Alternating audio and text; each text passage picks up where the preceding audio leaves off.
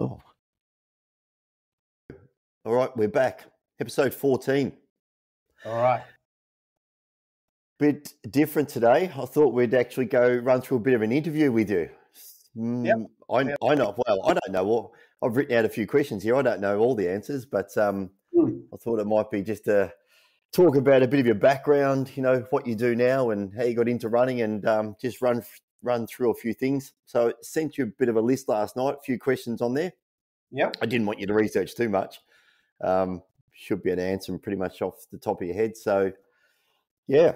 Those four, I'll just knock them straight out and then we can get into the body of that other stuff, which is more exciting. Sure. Well, you can read them out. Unless you can read them out. One. Yeah. I mean, I start.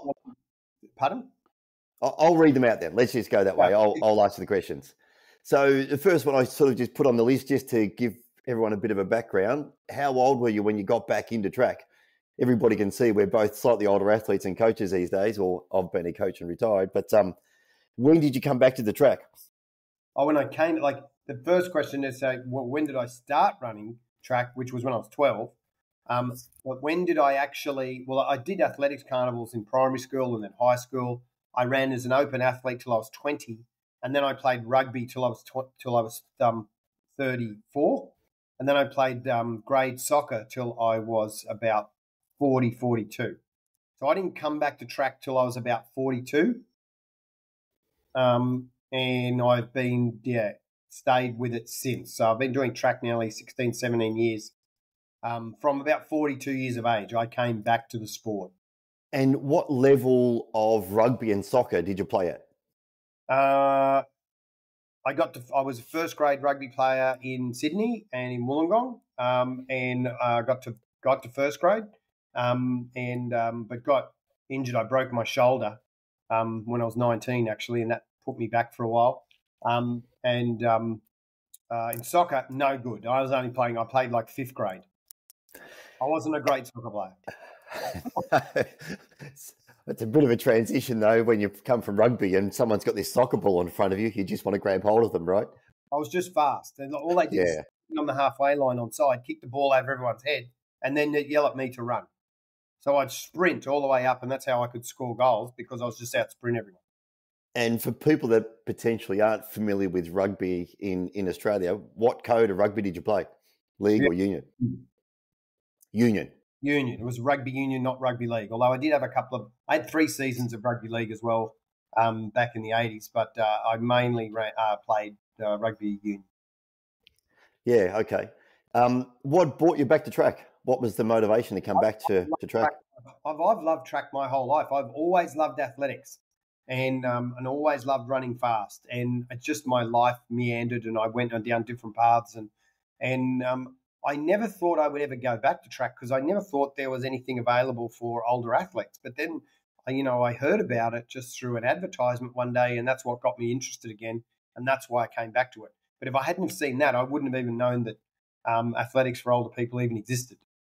And did you end up at Narrabeen first, or were you running somewhere else before you came to Narrabeen?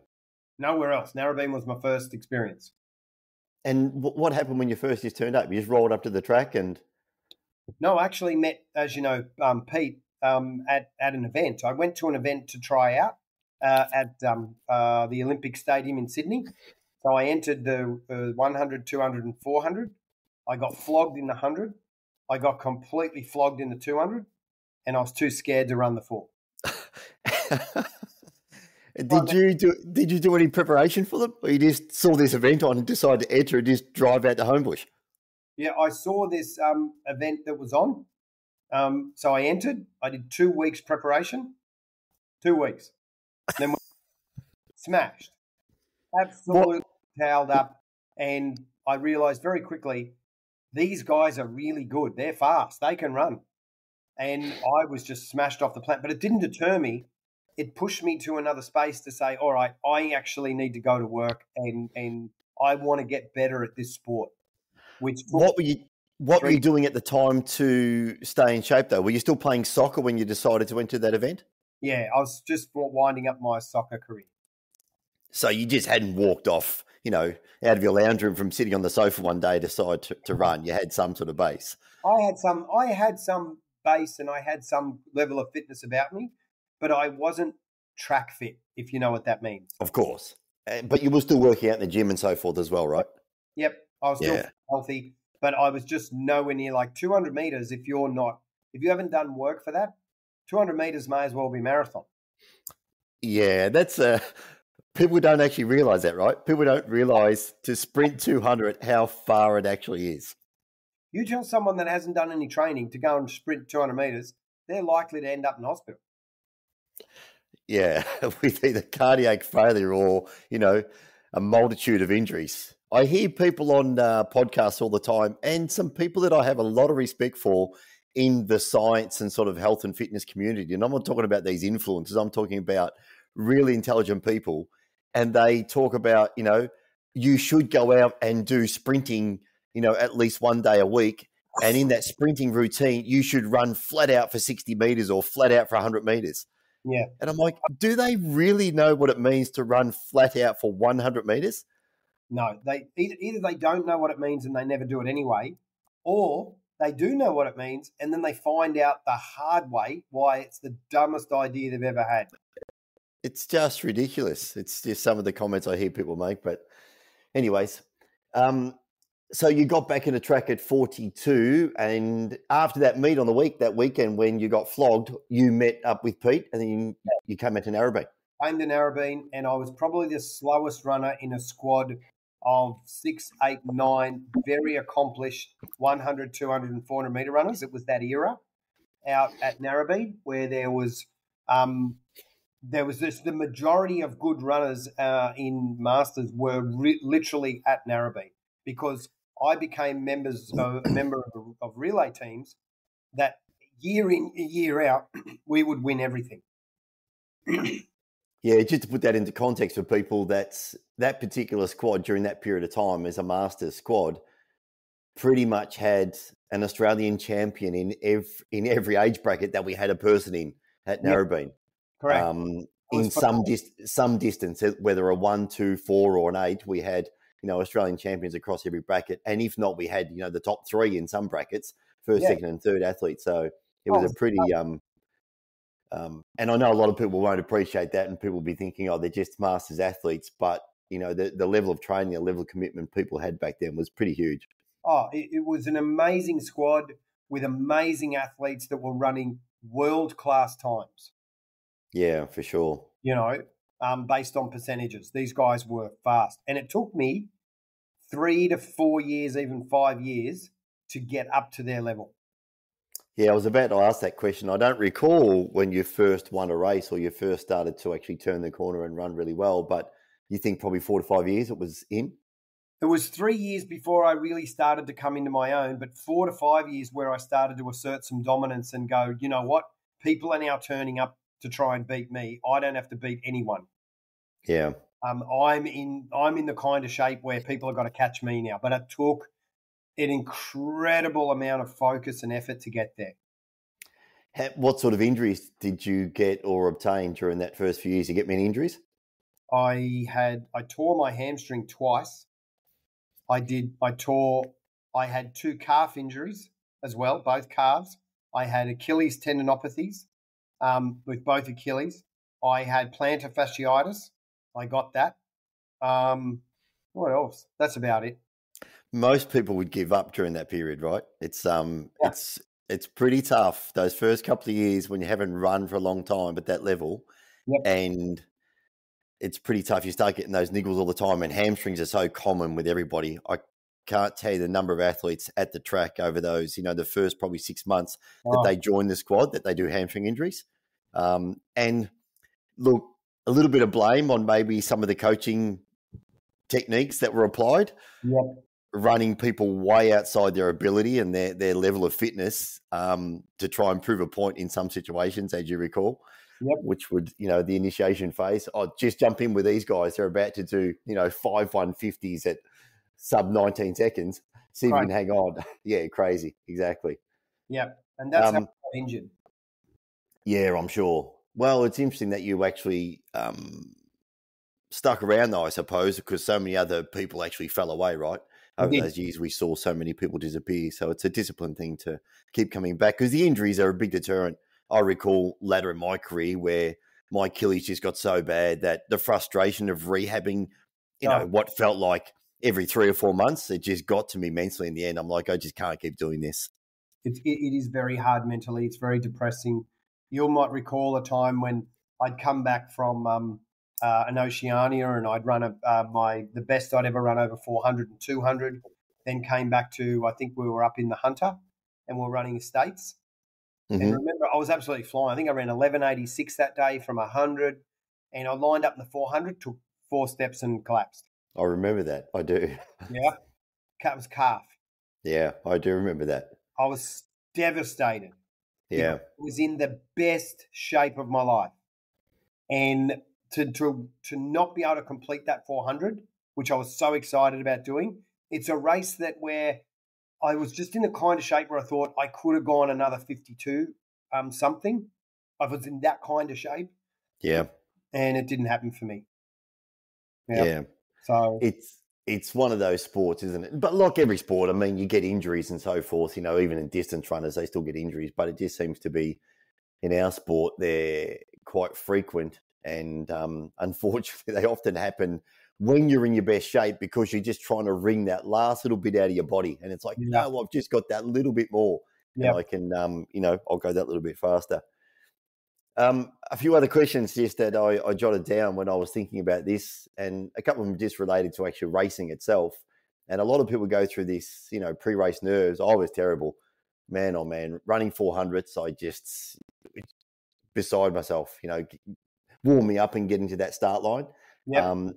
And I suppose it was just, what's your pre-race nerves like? Do you handle it pretty well? What do you do to cope with that? Yeah, I mean, as you know, I've run at the highest possible level I can in my sport. And pre-race nerves, I guess when I was at my 400-meter final in Finland, I wasn't the final that I was so nervous about. It was my semi, because I was more worried about not qualifying. And I had to run my heat from lane 8. And I had the best 400-meter runner in my semi-final. He ended up winning the gold medal, Lee Bridges, who was inside me. But I had to run blind from lane 8. And I was as nervous I was so nervous, I stopped the race even before we started. Like, we went down into set. I put my hand up and walked off the track, and the guy came over. When you look at the video, you could see the official walk up to me. And he was so nice. He just looked at me because I got to know him. He said, "Chris, are you okay?" And I went, "Mate, not okay." I said, "I need a minute. Just give me a minute." I said, I'm just not there. And I was really, really nervous, and I took off pretty hard in that semi. I ran around in 54:25 to qualify. And it was a good run. It was a perfectly timed run. But that's as nervous as I think I've ever been, because I was just thinking, I just want to get through to the final 8. I was just worried about it. So when I got the final, it was the final, so I was fine. I was like, yeah, sure. Even when I came around the bend and I was in 5th spot, I was never doubted myself. I was like, what? This is where I go. This is my race now from here and from 5th. And I just started running them down. So... yeah, it's interesting. I think that some people, as we've spoken about before, some people really handle these big events. And Pete was our old coach. He did. Was just phenomenal at racing, right? Very good.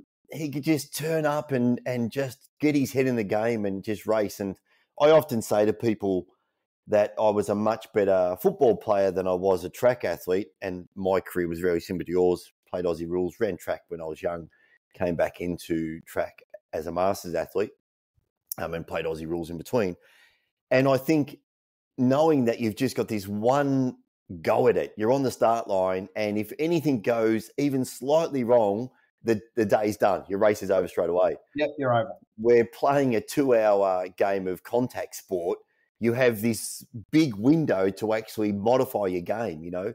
If your opponent's actually beating you, you scruff him, you grab him by the jumper, you verbally just give him some rubbish. You can actually change the dynamics of your game, right? But in track, it's very different. You're just on the line. As we've said before, there's nowhere to hide. You're just there. But the pre-race nerves was a really big part of my career, and I actually didn't like it. And I remember speaking to Phil a lot about this as well. But funny enough, and I don't know if you're the same way, I was always the one, if we had, let's say 6 runs on a weekend or 6 runs in a day, whatever it may be, the moment I got the first event out the way, the rest of them seemed to be much better. But that first event, just getting it, getting up on the line and going through the whole process and getting that first event out the way, where I didn't have the same problem with the relays. No, because it's a team sport. It's a team sport, right? Yeah. And you can hide a little bit. It's pretty messy. There's a bunch of people on the track at once. You're not just being looked at, and you don't put that same expectation on yourself. It's like, well, I can just do my bit. I'm relying on these other people. So, yeah, it's interesting. What about pre-race preparation? Was there anything you did particular that you did every time? Yes. I think this would be, well, actually, I don't even have to guess at this. I know this is a fact. Every single athlete, if they've been doing this sport for a while and have run it at a decent level, have a routine, and it's strict. They will never vary it. We're superstitious in that way. If you do something and it works, you repeat it. And when it comes to pre-race repetition, right down to when I wake up in the morning, to the food I eat, to the shower I take, to the stretches and rolling that I do, the massage gun, to when I arrive at the track, where I put my bag, my first run up and down on the warm-up track. It is so OCD and precise, and I don't omit a thing. And if I do, then my head's not in the right place. So I am when I was over in Finland and then again in Poland, I ran a routine. Every day I went to the same place, put my bag in the same place, put the same things on, did this and did everything exactly right. So, and the method to that, what sounds like madness, is when I step out onto the track for my, whether heat, semi or final, my head is clear. Yeah. I have one task, and that was just go out now and execute. To be single-minded. You're so single-minded in your task, you will execute, you'll get it right. If you've got other thoughts in your head about what you did or didn't do during the course of the day to get there, that's a problem. And I think that just gives you a level of comfort as well, though. It just, and we all need, I believe, routine and repetition to actually achieve at our highest level. I know in my career, no matter what I've done, whether it be work or sport, every time I've had really good routine and do the same things is when I perform the best. But I think that just gives us, as humans, that level of comfort. It's like getting a big hug. You just turn up the track and just doing the same thing. But I'm definitely the same over those weekends when we'd run for multiple days. Exactly the same thing. Always put your bag in the same place. And for me, it came right down to, and I know we end up all doing this, but I would have to, we always wear pretty much the same track spikes. Do you wear the same spikes when you race and your heats? Oh, yeah. You never change. No. Yeah. I never change my undies. I'll wear the same clothes. I won't wash them. I don't care what I smell like or anything. I'll just spray myself with Rexona. But I will not change. I will keep everything exactly the same. And I've got my lucky undies, which I always wear. And if I have to have them. And I'd go down because they're a performance undies I get from Bonds. And I've got 7 pairs of them. Yeah. And they're all identical. What colour socks do you wear? Well, my socks that I don't wear socks in my spikes because I like to feel the track. Oh, you're barefoot. Okay. Yeah. So I don't wear them because I just want to feel I have that spike so snug around my foot. I just want it to be just like that. So, yeah, that's I've what never I do been a fan spikes. of bare feet in spikes. But I introduced years ago when we all ran together, we pretty much, when we didn't have to run in club colours, we ran in black. And I've always run in black socks forever. And I recall when I first started to coach Anthony. Yeah. Yeah, I've always. I'm most of my wardrobe, you look at my wardrobe, it's all black. Yeah, I'm the same. And when I introduced black socks, I recall Anthony, would still occasionally wear white socks. Then I basically told him that he's not allowed to compete ever in white socks. He has to wear black socks when he competes. And then he turned up somewhere to race Yeah. one day and he didn't have black socks with him and he was freaking out. Of course, he had white socks. And it's funny how these little things can get inside your psyche so badly. But I would have been the same had I not had my black socks with me. I would have just freaked out at a meet. So, yeah, we're such creatures of habit. Things, but they're really important for athletes to not have anything else in your mind other than the task at hand. Yeah. You just really want to be so focused. When you step up onto those blocks, like I did, even if it was a heat, I would be like, you just have to have such clarity in your thought process that you just have one job to do and get that job done, you know? Yeah, 100%. All right, let's keep moving through our little list here. What about 3 things that made you a good runner and got you to where you are now, and some of the things you've achieved in track over the last 15 years? Well, I think that this is, and the funny thing about anything that you do at a very high level, it comes with a poison sort of pill at the end.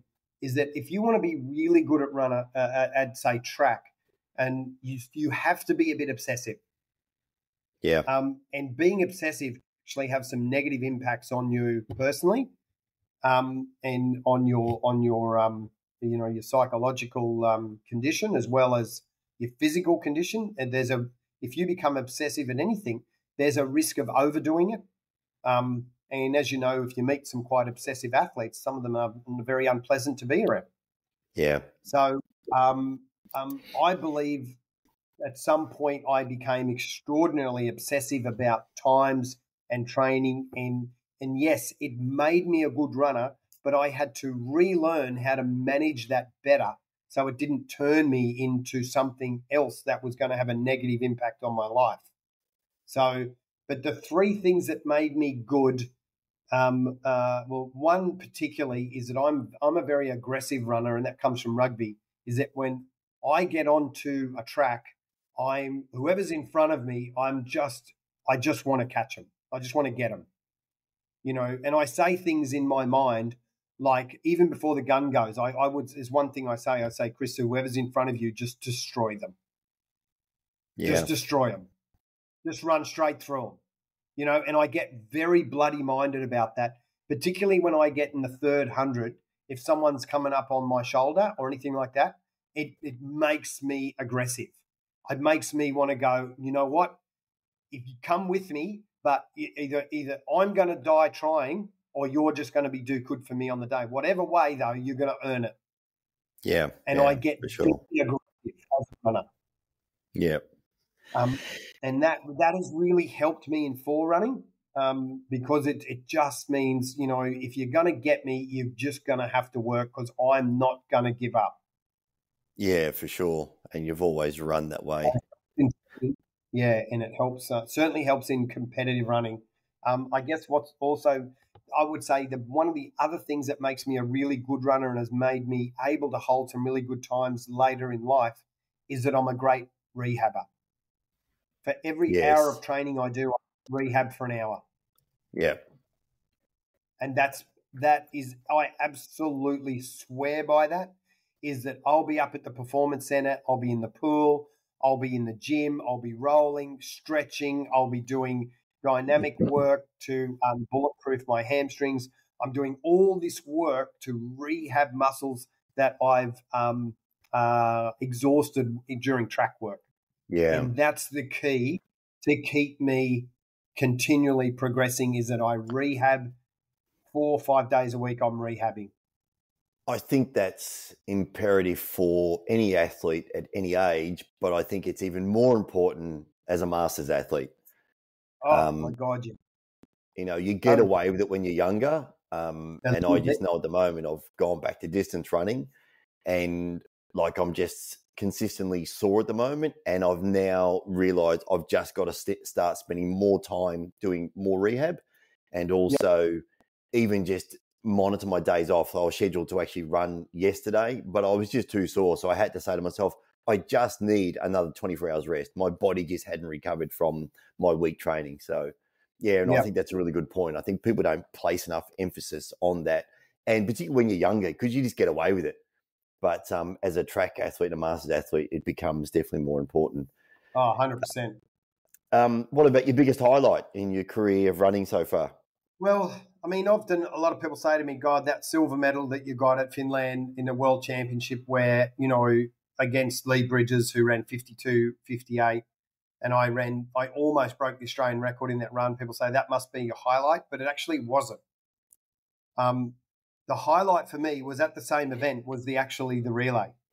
I anchored the 4x400 relay, and I knew there was this runner, Raul Delisle. He's 6'2", African American.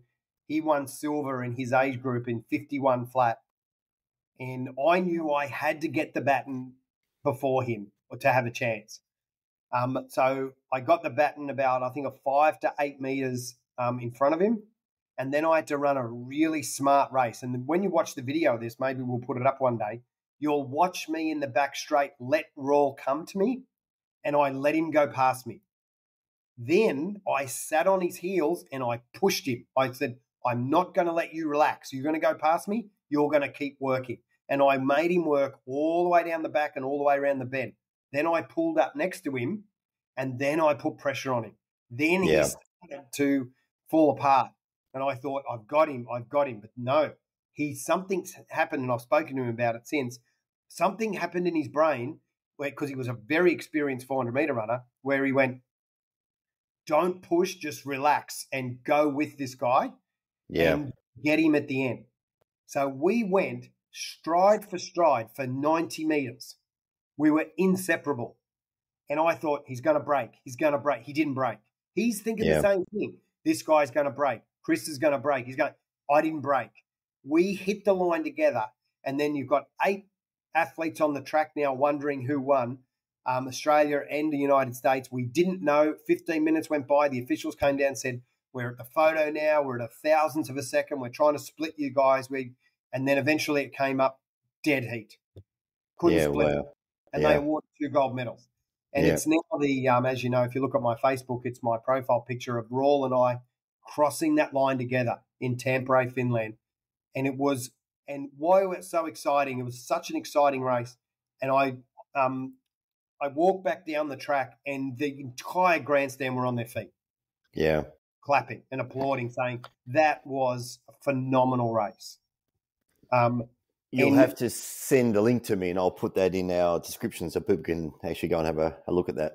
It's just an incredible race. But there's something else that happened during that race, which has only happened once in my lifetime racing.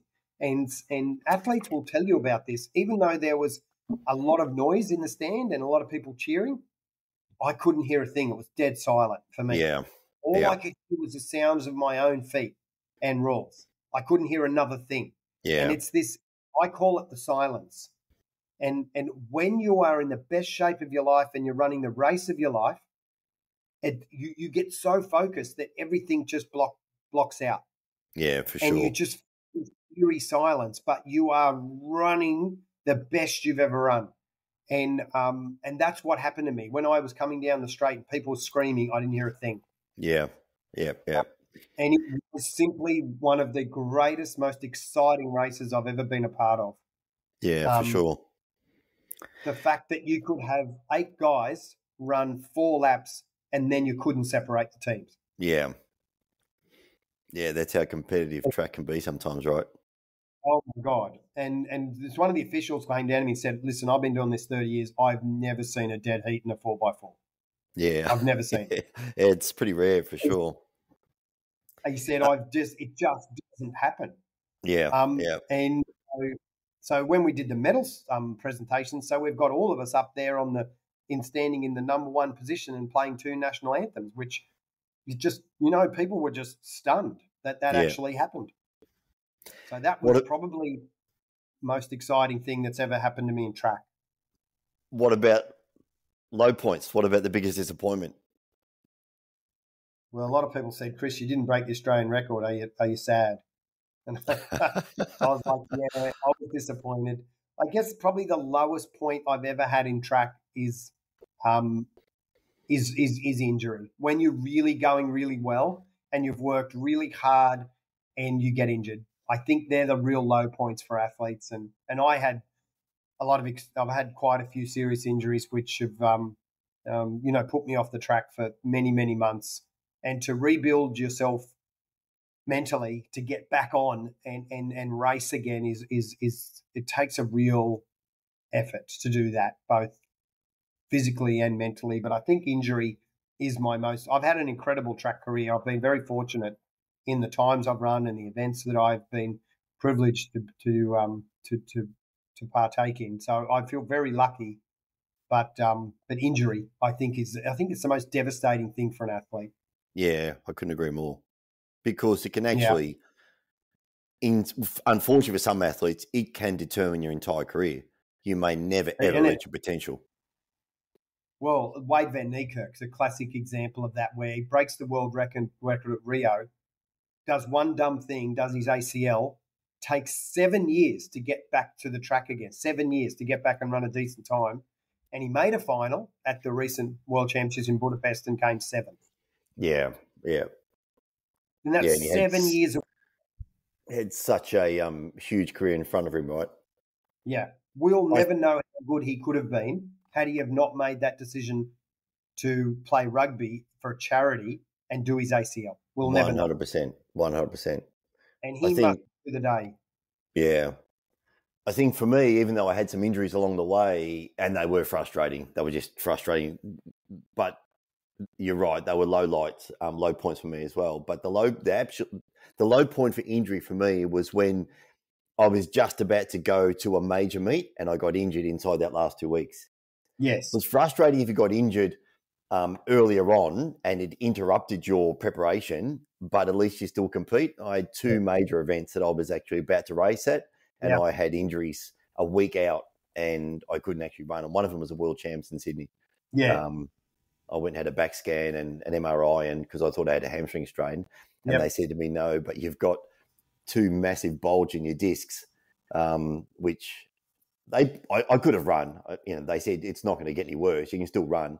But the neural pain in my hamstring was just so crazy that I got so focused on it because it was just constant neural pain. So I felt like I was straining a hamstring every time I tried to reach top speed. So anyway, what things would you do differently now that your career's come to a bit of a wind down and you've talked about maybe hanging up the spikes next year? What would you change anything, or the ups and downs is just part of it? Would you do anything differently along the way? I don't think I would. I think I can honestly say I think I've gotten almost as much out of my body and as much out of my career as I had to offer. I'm not sure had I even changed anything, would I have gone any better? And potentially you could always do worse. It's a difficult one to think. I mean, I agree. I think I'm actually really, really happy with the fact that I've been able to run for as long as I can and still be able to produce some quite competitive times. So I don't think I'd do a whole lot differently. And you can only know what you can know. Like in the early days, I didn't know anything much about anything, and I was in that steep learning curve. So you can only do as well as what information that you have. 100%. And the people around you at that point. And as you grow and mature as an athlete and do more research and investigation and compete, you learn about your own body, you learn about the physiology of track and racing, and you improve then. But I don't think I could have made that process any faster or better based on all the tools that I had at my disposal. Yeah. So I can honestly say I don't think I'd change a lot.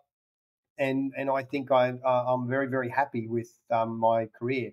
You can always be, I mean, there was times like even with the thing that happened with my heart, I mean, I was about to get on a plane and go to New Zealand for Oceania, and I'd run all the records from 60 right through to 400 and then didn't go. Yeah.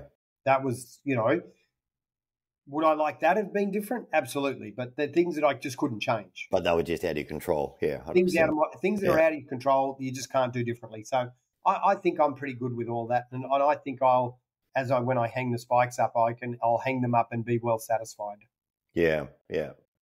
What about if somebody approached you now and wanted to get into master sprinting, what advice would you give them? Every week. Yeah, so that's why I thought it was an appropriate question. You're getting that question all the time. It's what I say for one of the first things I say, particularly to guys, is, well, whatever you're thinking about doing a training this week, halve it. And then you might even be close to, and be prepared to take 3 to 4 years to get your body ready for the work that will be in front of you. Not the work you're doing now, it's the work to come. Yeah.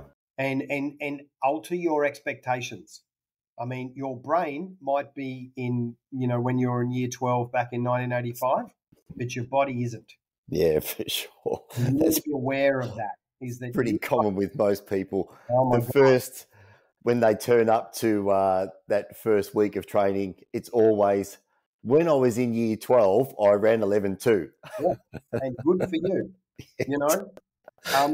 The thing is that you can normally tell from their personalities the ones that will hang around and make it and the ones that just won't. Yeah. And normally they'll do one, just turn their legs over, and I'll be saying to them, I just need you to run at about 50%. Don't push it. And that if they're looking at you like I'm mad, they're either going to try too hard and get injured and never come back. And I see that all the time. Or they actually get it and they pull their heads in and go, you know what, I need to take baby steps before I start pushing. Chris might actually know something. And if they're in that space, then they've got a chance. If they're not, then it's a recipe for disaster. Injury is not far away. Do you think being a track athlete has made you a better coach, or you don't think, do you think that you need to be an athlete to be a good coach? That's a great question. It gets asked a lot. And interestingly, most of the best coaches in the world were fairly unimpressive athletes. Give me an example. Glenn Mills. Yeah. If he has another pie, he'll explode. He's a flat guy who sits on the ute, his station wagon, screaming at Tucson Hulk, blowing whistle at him, and just, telling him, but he's an incredible coach. Yeah, I know. Clyde Hart. Not a great athlete in terms of, they're competent, but there's one thing I would say, particularly with 400-meter running, it's good if the coach has done it before, because if you say to someone, try to explain what they're going to feel during every piece of a 400 if you've not done it, it's harder, I believe. But does that mean you can't coach it? Absolutely not. You can still not be an athlete and be a great coach. I look at someone like, what was his name, that radio commentator who was actually a great coach. What's his name? Oh, you know him. He coached the Wallabies as well. Yeah. I can't think of his name. Yeah. He didn't have an athletic bone in his body. No. Fabulous coach. Yeah. Do you know what I mean? So I think the fact that I'm still a competing athlete and I've run these events, I think it helps my coaching, because when I speak to an athlete,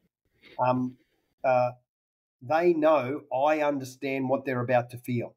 And when I tell them what's about to happen to them, because I know, and then it happens, what it actually does for my coaching, it validates. Yeah. So they get enormous validation from what I tell them, and then when it happens. Yeah. So then they buy in, as you know, when you've got an athlete that's buying into the model and the methodology, you get better results. Yeah. Yeah, well, I think that's hugely important. And I concur and agree with what you said before about you don't need to be an amazing athlete to be a good coach. But if you have experienced some level of training, and even if you're crap, the pain and the process you go through still has the same, it's still applicable to your, if you're a 60-second 400-meter runner, but you're doing all the work, you still know the same pain, right? Oh. So you still understand what goes into running 60 seconds for a 400. 100%. And for me personally, I don't think I could have even coached if I hadn't have been an athlete. Yeah. I don't think I had the capacity to be that person that could actually coach, from a textbook. And as you well know, I don't have a science background. Mine was all sort of, more the art of coaching and understanding and learning and looking at athletes more closely and figuring stuff out. But I think overall that it does make you a more empathetic, coach when you've actually been an athlete. You do understand that last 300, when you've done 5 300s off short rest, what it's going to feel like. Yeah. And how to actually help your athlete dig deep and, the expectations. So I do agree with that for sure. What else do we have? A little bit about recovery. What's your favorite recovery protocol? What's a thing that you go to all the time for recovery? Oh, for me? For you, yeah. After training or an event, or doesn't matter. Just what's one thing that you would actually go and that you swear by from a recovery point of view? The pool. Yep. So I really love to get my weight belt on, and particularly after if I'm at a meet, I love to come straight home, get in the pool, and just roll my legs over in a weightless environment. Yeah, interesting. Yeah. Yeah, we did a lot of pool training for rehab years ago, and I never fell in love with it. But I can see from a cardio point of view, particularly sprint cardio, you can actually do a pretty solid workout in the pool, as you said, with a weight belt on. Yeah. But yeah, I was never in love with pool sessions. I'm not that in love with it either. I mean, we're very fortunate up here in Queensland because our pool's 28 degrees. Yeah. A lot of people whinge about that. They say, oh, man, because a lot of the swimmers whinge about it because they actually get hot. Yeah, you do get hot. Yeah. I don't, because I hate the cold. So when it's 28 and I'm doing rehab, I'm in heaven. Because at 28, I can get straight in the pool. Yeah, yeah. If it's 24 or lower, it takes me 10 minutes to get in the pool. Yeah. I do not like cold weather. No, I don't like cold pool. I don't like any of it. Even when I'm doing my hot and cold therapy, in and out of the hot and cold pool, I don't like that. I've got a mate who's up the road who's bought a freezer. Yeah. Right? He gets it down to 2 and sits in it. Oh, he's mental. And he's trying to talk me into it. And I know how much pain 2 degrees is going to give my body. Yeah. I mean, it hurts. I mean, I'm talking, and it hurts me down the front of my shins. Yeah. That's what lights up for me. And I mean, it's so excruciating. You just want to scream. It's so hard. It's my feet that hurt the most. Yeah. Extremities. Because all the blood being drawn away. Yeah. It's so horrible. But the other thing I also swear by, we've got the recovery centre up here. They got the magnesium pools and all of that. But I really love the compression suits. Mm. Have you ever been in them? I haven't. Mate, it's so good. You'd love it. So they put these 2 big sleeves on your legs. Yeah. I sit there in a reclining chair. They put Netflix up. And for 30 minutes, all it is, it's this really deep compression. Yeah. And release and compression and release. And I find that as a recovery, especially after I've had a really hard session, really works a treat for me. They had them, had volunteers, like 3 or 4 pairs. They had massage chairs and the recovery boots or whatever you want to call them at the High Rocks event I did recently. Right. I didn't get to use them. It was actually really busy and I didn't want to wait around. So that was interesting. What we'll do one day, when you come back up to Queensland, we'll go up to the recovery centre. It's $25. Yeah, perfect. Right. So you sit in there, you get 2 chairs, recline back, watch Netflix, and they put these 2 sleeves on. Oh my God. But and these things grip hold. I mean, the compression's phenomenal. But you feel so good. This is part of my, and I'll talk to you more offline about it, part of my idea at the moment around having these Airbnb houses that I said we could run coaching clinics out of, health clinics, but to have a magnesium pool, that house that I looked at up in Queensland with a magnesium pool, the sauna, the spa, and then put a few massage chairs in there. Then people can rent the house for the weekend and they've got the recovery boots and all the stuff. Have a health coach come in and talk to these groups. And I really think that's something that would work. You could have those dotted all around the country. Anyway, I won't keep you much longer, and I also need to get into the office, but I've got a few more questions I didn't put on a list. I just wanted to know what track spikes you wear. What's your favourite track spikes at the moment? Oh, just wait a second. I'll show you something. Hang on. I've got to grab something.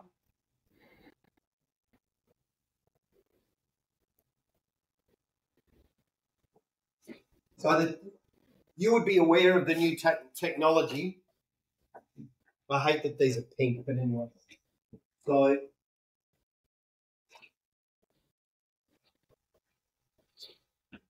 I have training and racing spikes, of course. Yep. My training spike is an 800-meter spike. So who makes it? Nike. So you'll see this particular spike. It's what's it called? A Nike what? This is Nike Victory, but it has a plate. You'll see that plate. It only goes to there. Yep. Okay, this is the 800-meter spike, but it has the same sprint technology that they're all using in the Diamond League and the World Champs. That's the 800-meter spike, but I race in these. What are these called? Zoom. The Nike Zoom. Now, you see the plate? The plate now extends all the way to the heel. So sure. That really stiff plate, and this plate now, it's unbelievable. But this is the technology. What that does is you strike and it recovers your foot. Yeah, bit of rebound there, This allowed me, I ran in this spike, equivalent was a different colour, in Finland. I ran the fastest, and so did everyone else. Everyone was raving about it. The fastest I'd run in 5 years with this technology. Yeah. Crazy, right? Crazy. As soon as if you had an opportunity to wear this, put this on, when you walk onto a Mondo track with it, oh my God, you literally, it's amazing. The difference, how fast you can run with this technology and on Mondo. Yeah. And that plate, it's that solid plate. So that's training, that's racing. What about your warm-up runners? What do you wear? Because I do, as you know, we do hills because we're 400-meter runners. So I have a very specific shoe that you can't buy in the shop. I've got to get it online, and it's because of the grip at the bottom. And I'll show you the bottom of it. Who makes them? Nike. Who makes Nike? Yeah. Most of my stuff's all Nike because they're just the best in track, I believe, even though Adidas has caught up a bit.